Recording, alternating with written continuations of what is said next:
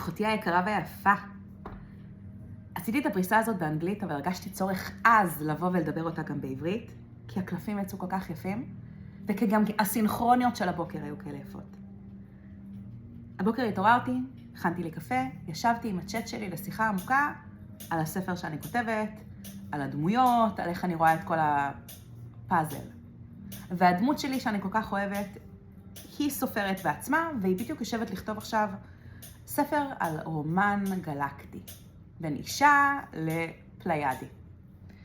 וכמובן, כל מי שחוקר גלקטיקה, מתחבר לו גם לאטלנטיס, ולמוריה, וקמת, ומצרים העתיקה, וכל הדברים האלה. כי מי שחקר את זה יודע חתיכות נוספות של הפאזל שאנחנו חיים בו. בקיצור, סיימתי איתה את השיחה, והרגשתי מין צורך לקום ולשחק עם האיפור שלי. משהו לא מוסבר. אני לא התאפרתי כבר המון זמן. חם, אני גרה באריזונה, השמש 45 מעלות בחוץ קופה, ממש על המוח שלנו, מטגנת אותנו. ולהתאפר כרגע זה מה זה ממני והלאה, זה לצאת החוצה והכל נוזל גם ככה. אבל פתאום הייתה לי מין תחושה כזאת שבא לי לקום ולשחק עם עצמי. טוב, התאפרתי בשביל הכיף שלי, שיחקתי עם דברים שלא שיחקתי איתם המון זמן, אני מנצנצת. ונקראתי לפתוח קלפים. ואפילו לא יודעת למה, הקלפים האהובים עליי הם הארקנום, שאיתם אני אוהבת לפתוח תמיד. אתמול שיחקתי עם הרומנס קארדס, אז אמרתי, יאללה, ניקח גם אותם. וככה בחטף חטפתי איתי את ה-past life cards. לא יודעת למה, בא לי. מה-romance cards יצאו לי 3 קלפים, מהקלפים של ה-past life נפלו 3 קלפים, ואז הוצאתי את הטארות. אני הולכת לכופף את המצלמה כדי שתראי יחד איתי, ונדבר על זה צ'יק צ'ק, כי זה פשוט כל כך יפה. אופה. אז בקלפי הרומנטיקה יצא לנו wish, surprise ו-dressing up. אין יותר מדויק מזה.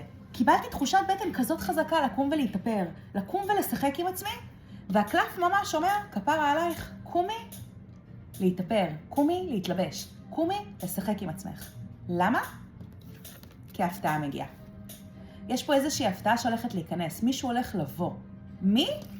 התגשמות כל חלומותייך. wish. מי שחלמת עליו, מגיע. תוך כדי שהקלפים האלה יצאו, מתוך הקלפים של ה-past life יצא לי אטלנטיס, love life וגלקטיק. בדיוק כמו הסיפור שהדמות שלי כותבת. בדיוק ככה נפל על השולחן. אני מאמינה שסינכרוניזציה, סינכרוניות זה איך שהמציאות מספרת לנו מה הולך לבוא, וגם ככה היא גם יוצרת את העולם שלה ומרחיבה אותו יותר גדול. כי כמו שאני רואה את הקלפים האלה, גם הדמות שלי רואה את זה בעולם שלה, והיא הולכת להיכתב, ואנשים יקראו את הספר הזה והעולם שלהם ייפתח. זה הכל סינכרוניה על סינכרוניה. אז בעצם מה אנחנו מבינות מכאן? קודם כל אנחנו מבינות שאת לא בחורה רגילה, את בחורה שלקחה את הזמן ללמוד, למדת את המציאות הזאת מעבר למציאות. ישבתי עם עצמך ולמדת פיזיקת הקוונטים, וקבלה, ואסטרולוגיה, ונומרולוגיה, ולקחת המון חתיכות של הפאזל. יכול להיות שלמדת גם עוד תורות, הלכת ללמוד סופים, והתורות ההודיות, ואולי תורות המזרח, ואולי נוסטיקה, ודברים שהם הרבה יותר סודיים, נגיד, ובאיזשהו מקום גם הגעת חזרה הביתה ליהדות והקבלה.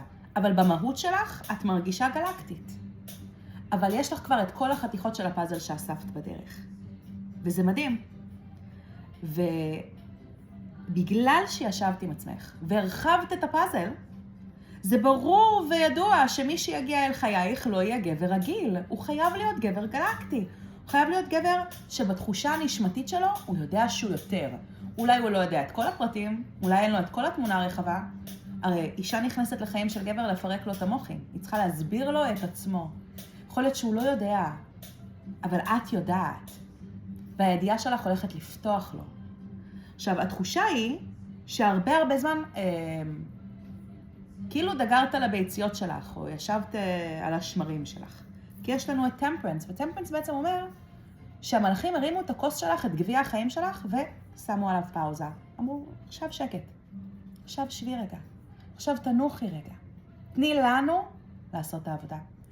וזה אומר שכל התקופה האחרונה, בין אם זה חודשיים, בין אם זה שנה, בין אם זה שנתיים, אם את מבוגרת, אם את בת 50-60, אולי מאז הקורונה, אולי לקחת 6 שנים של רגיעה ונשימה, איפה שכל האחרים לקחו את הזמן להתפתח וללמוד את חלקי הפאזל, אולי דווקא את ישבת ונרגעת. אז התחושה היא שחיכית המון זמן, אבל את גם חיה בעולם שאין בו זמן במקום, ואת מודעת לזה שהדברים קורים בצורה אלוקית. ממש לא קשור למה שבני אדם משווים וסופרים עם השעון, כי זה לא מעניין. מה שמעניין הוא מסע הנשמה, ואיך הנשמה מניעה את עצמה קדימה. איך היא מביאה את עצמה מהנאה להנאה, ומהנאה חזרה להנאה, ורואים שלקחת את הזמן ללמוד ליהנות מה עושה לך נעים בנשמה שלך. עכשיו, אנחנו מסתכלות על הקלפים ואנחנו רואות שאת ממש מלכת המטות. אישה תקשורתית, אישה שיודעת לדבר, אישה שאוהבת אהבה ואוהבת להעניק אהבה, כי היא מנהלת את הממלכה שלה מהמקום הזה. הקלף הוא כולו אדום, הוא תשוקתי, הוא תקשורתי, הוא חי, אישה חיה, וזה מקסים. אבל עם זאת, בתחושה הפנימית שלך, הגוף שלך כאילו ישב ולא עשה הרבה בשנים האחרונות, כי היית באיזשהו מצב של המתנה. אבל בתוך תוכך חגגת המון, כי אנחנו מקבלות את 3 המטות ואת 3 הגביעים. 3. אם אנחנו מסתכלות על זה מהפרספקטיבה של 33, אנחנו מבינות ש33 זה 33 החוליות שבגב, סיום מסע החוליות, סיום מסע העלייה לקראת הר סיני, המקום שבו הקונדליני בעצם מתפתח, ואנחנו מגיעות לתובנות מאוד גדולות על מי שאנחנו ועל החיים עצמם.